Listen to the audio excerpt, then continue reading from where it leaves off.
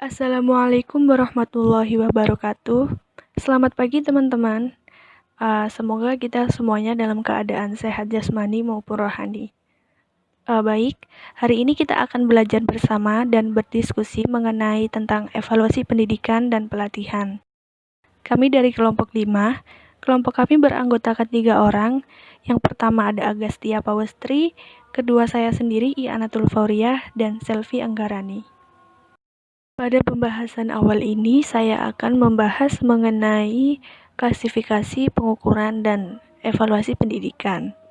Yang dimaksud dengan pengukuran di sini itu diartikan sebagai suatu tindakan untuk mengidentifikasi besar kecilnya gejala dalam proses pembelajaran. Dalam kegiatan belajar mengajar, pengukuran hasil belajar dimaksudkan untuk mengetahui seberapa jauh perubahan tingkah laku siswa setelah melakukan proses belajar. Pengukuran sendiri dapat dilakukan oleh pendidik menggunakan tes sebagai alat pengukurnya. Hasil pengukuran itu berwujud angka ataupun pernyataan yang mencerminkan tingkat penguasaan materi pelajaran siswanya atau yang lebih dikenal dengan prestasi belajar. Sedangkan kata evaluasi itu artinya penilaian. Evaluasi itu sangat penting bagi berjalannya suatu program, baik itu program pendidikan, pembelajaran, ataupun pelatihan. Tujuan dari diadakannya evaluasi ini untuk mengetahui apakah kegiatan yang dilakukan berhasil efektif atau tidak. Atau apakah program-program yang dilaksanakan itu tersampaikan kepada peserta didiknya dengan baik atau tidak. Jadi, dapat disimpulkan, evaluasi pendidikan adalah suatu proses penilaian dalam mengumpulkan dan menganalisis untuk menentukan taraf kemajuan suatu aktivitas di dalam pendidikan, guna menetapkan pencapaian suatu tujuan, baik itu untuk pendidiknya dan peserta didiknya. Berdasarkan fungsinya, evaluasi memenuhi 3 kelompok kebutuhan. Yang pertama ada kebutuhan psikologis. Dalam kebutuhan psikologis terdiri dari kebutuhan psikologis pengajar dan kebutuhan psikologis peserta didik. Kebutuhan psikologis pengajar itu untuk memenuhi kebutuhan pengajaran pendidik bagi peserta didiknya. Jadi maksudnya itu sudah sejauh mana usaha pendidik dikuasai oleh siswa-siswanya sehingga pendidik dapat mengetahui atau menentukan langkah-langkah apa saja yang dipandang perlu dilakukan selanjutnya. Sedangkan untuk kebutuhan psikologis peserta didik yaitu untuk mencapai tujuan pendidikan yang belum tercapai. Maksudnya ialah para siswa akan mengetahui apakah dirinya termasuk siswa yang berkemampuan tinggi, berkemampuan rata-rata, atau berkemampuan rendah. Secara didaktis, ada manfaatnya. Yang pertama, memberikan umpan balik kepada peserta didik berupa tingkat pengetahuan dan kemampuan yang belum dicapai. Yang kedua, memberikan umpan balik kepada pengajar berupa capaian tujuan pendidikan yang belum dicapai. Yang ketiga, membedakan kemampuan keberhasilan dan kegagalan peserta didik. Sehingga manfaat ini dapat memberikan motivasi kepada peserta didik untuk memperbaiki, meningkatkan, dan mempertahankan prestasinya. Yang ketiga yaitu dari kebutuhan administrasi. Berdasarkan kebutuhan administrasi, yang pertama dapat menentukan peserta didik itu naik kelas atau tinggal kelas. Kemudian sebagai laporan kepada instansi pendidikan yang bertanggung jawab terhadap pelaksanaan proses belajar mengajar. Maksud dari fungsi ini adalah untuk mengukur dan membandingkan antara kenyataan yang sebenarnya dengan standar yang telah ditetapkan. Selanjutnya, saya akan membahas mengenai klasifikasi pengukuran dan evaluasi pendidikan berdasarkan kapan pengukuran dan evaluasi dilakukan. Yang pertama ada evaluasi formatif, yang merupakan evaluasi yang dilakukan saat proses pendidikan sedang berlangsung. Ini bertujuan untuk mendapat umpan balik guna penyempurnaan, perbaikan rancangan, dan pelaksanaan proses belajar mengajar selanjutnya. Evaluasi ini dimaksudkan untuk mengontrol sampai seberapa jauh siswa telah menguasai materi yang diajukan pada pokok bahasan tersebut. Ukuran kemajuan atau keberhasilan siswa dalam evaluasi ini adalah penguasaan kemampuan yang telah dirumuskan dalam rumusan tujuan yang telah ditetapkan. Atau dengan kata lain, evaluasi formatif ini dilaksanakan untuk mengetahui seberapa jauh tujuan yang telah ditetapkan telah tercapai. Dari hasil evaluasi ini, akan diperoleh gambaran siapa saja yang telah berhasil dan siapa saja yang dianggap belum berhasil untuk selanjutnya diambil tindakan-tindakan yang tepat. Yang kedua, evaluasi sumatif. Evaluasi ini merupakan evaluasi yang dilakukan pada akhir proses pendidikan bertujuan untuk menentukan pendapat tentang keseluruhan proses belajar mengajar yang sudah selesai. Jadi evaluasi ini dilakukan dengan penggunaan tes-tes pada akhir suatu periode pengajaran yang meliputi beberapa atau semua unit pelajaran yang diajarkan dalam satu semester atau bahkan setelah selesai satu bidang studi. Berikutnya ada macam-macam alat pengukuran tes. A. Jenis tes berdasarkan tingkatan yang dibagi menjadi 6 tahap, yaitu pertama tes tingkat prasyarat, dilakukan sebelum memulai pembelajaran. Kedua, tes awal, dimulai pada awal memulai pembelajaran. Ketiga, tes selang, dilakukan saat pembelajaran berlangsung. Keempat, tes komprehensif, pengukuran formatif yang dilakukan sebelum tes akhir.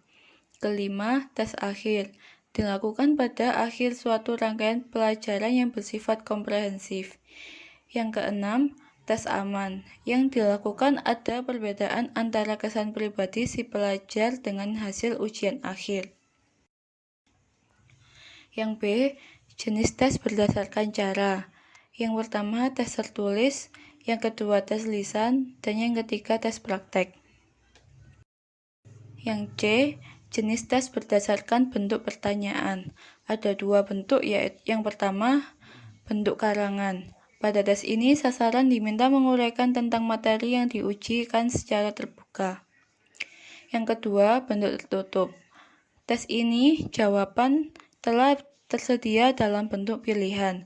Jenis-jenisnya yaitu tes benar-salah, tes pilihan ganda, matching test, tes pilihan berganda berpasangan, tes hubungan sebab akibat, dan tes melengkapi. Selanjutnya, cara memberikan angka. Setelah melakukan evaluasi dalam bentuk tes, yang akan kita peroleh adalah hasil sasaran belajar yang diukur. Cara memberikan skor atau nilai dapat dilakukan dengan angka maupun dengan huruf. Secara teori dapat mengikuti di antara 2 sistem acuan penilaian, yaitu yang pertama beracuan pada kriteria. Menginterpretasikan skor hasil pembelajaran dengan cara membandingkan dengan suatu tingkah laku tertentu yang dipandang sebagai kriteria kompetensi atau kemampuan. Acuan pertama dalam evaluasi ini adalah menentukan batas lulus. Yang kedua, beracuan pada norma. Apabila memberikan skor siswa dengan membandingkan skor siswa-siswa lain yang disebut sebagai kelompok norma. Tujuan adanya evaluasi ini adalah untuk menentukan posisi relatif orang-orang yang dites dalam hal yang dievaluasi itu.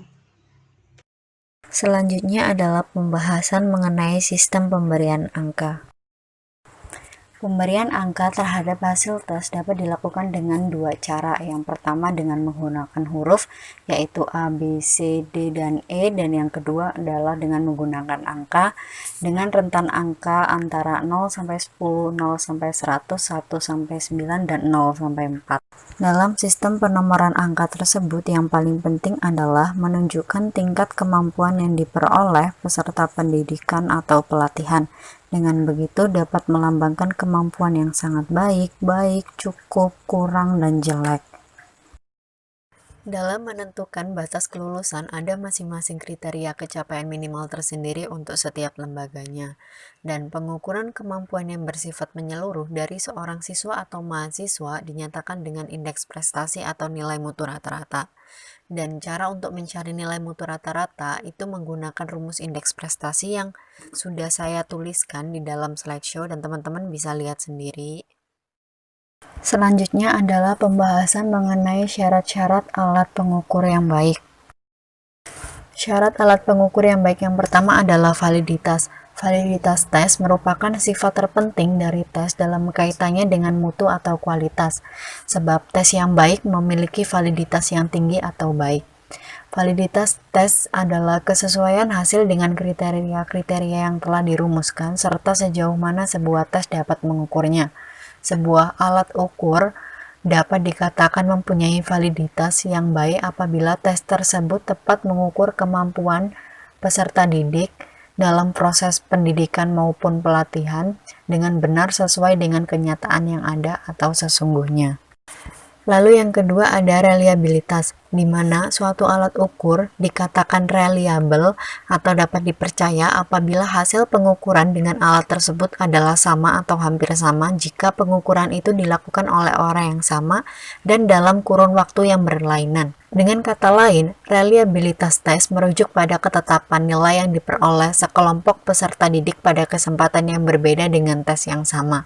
Sifat reliabilitas tes merupakan pengecekan terhadap kesalahan yang mungkin terjadi pada nilai tunggal tertentu sebagai susunan dari suatu kelompok peserta didik yang mungkin berubah karena tes dilakukan dengan sendiri-sendiri. Yang nomor 3 adalah objektivitas. Suatu tes dikatakan objektif apabila tingkat antara persesuaian pertimbangan para penguji yang kompeten dan secara sendiri-sendiri adalah tinggi. Suatu tes yang memiliki objektivitas tinggi akan memberikan kemungkinan jawaban peserta didik tersebut benar atau salah. Bila unsur subjektivitas terlalu tinggi, maka ditemukan guru melakukan tindakan yang kurang jujur atau tidak adil kepada peserta didiknya sendiri dalam proses pendidikan maupun pelatihan. Yang keempat ada standarisasi, yang mana artinya adalah penyamaan atau pembakuan antara bahan tes, petunjuk-petunjuk untuk mengerjakan tugas, cara penyajian alat ukur, cara menerjemahkan hasil pengukuran, dan lain sebagainya. Tujuannya adalah untuk memberikan pemahaman yang sama terhadap subjek yang diteskan, sehingga perbedaan-perbedaan murni bersumber dari perbedaan individu.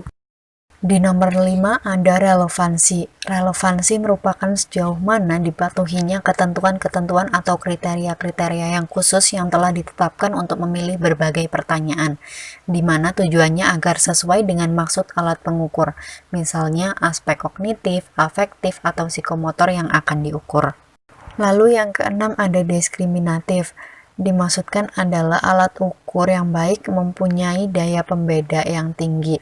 Daya pembeda yang tinggi merupakan kemampuan sebuah tes untuk menunjukkan perbedaan-perbedaan sifat atau faktor tertentu yang terdapat pada peserta didik dalam proses pendidikan atau pelatihan. Yang ketujuh ada komprehensif. Alat pengukur yang baik bersifat komprehensif, artinya dapat mencakup banyak hal yang diukur, sebab sampel harus cukup representatif bagi populasi atau semua bahan yang dites. Dan yang terakhir ada mudah digunakan, artinya bahwa alat pengukur yang baik itu disusun harus sedemikian rupa sehingga mudah untuk digunakan dalam proses pendidikan maupun pelatihan. Pembahasan selanjutnya adalah mengenai langkah-langkah dalam evaluasi. Yang pertama adalah merencanakan evaluasi. Dalam merencanakan evaluasi, ada dua pokok penting yang perlu ditetapkan, di mana adalah menetapkan tujuan, sebab tujuan evaluasi dapat bermacam-macam bergantung dari jenis evaluasi apa yang akan dilakukan. Lalu yang kedua ada membuat blueprint test, di mana blueprint tes ini merupakan rancangan ujian berisikan informasi yang berkaitan dengan tes yang akan ditulis atau diujikan. Biasanya dalam menyiapkan rancangan ujian ini menyusun tabel 2 jalan yang mana disebut dengan kisi-kisi. Langkah yang kedua dalam evaluasi adalah mempergunakan alat ukur.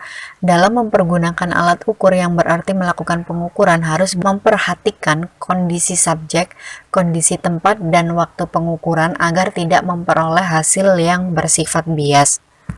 Lalu langkah yang ketiga adalah menginterpretasikan hasil pengukuran, di mana bertujuan untuk menghindari interpretasi yang jauh berbeda. Maka dalam pengukuran kualitatif perlu diterjemahkan dalam data-data kuantitatif, yakni penerjemah dalam bentuk huruf atau angka. Dan langkah yang terakhir adalah mengadakan pertimbangan dan mengambil tindakan yang sesuai. Pengukuran akan memberikan informasi atau dasar yang akan menjadi pertimbangan dalam evaluasi hasil pembelajaran, yang mana setelah melakukan pengukuran, hasil pengukuran dan interpretasinya tadi akan menjadi pertimbangan serta tindakan yang sesuai dengan tujuan evaluasi yang telah ditetapkan. Sekian yang bisa kami sampaikan mengenai materi evaluasi pendidikan dan pelatihan. Untuk teman-teman yang ingin bertanya atau menambahi, silakan tulis di kolom komentar, dan terima kasih, semoga ilmunya bermanfaat. Wassalamualaikum warahmatullahi wabarakatuh.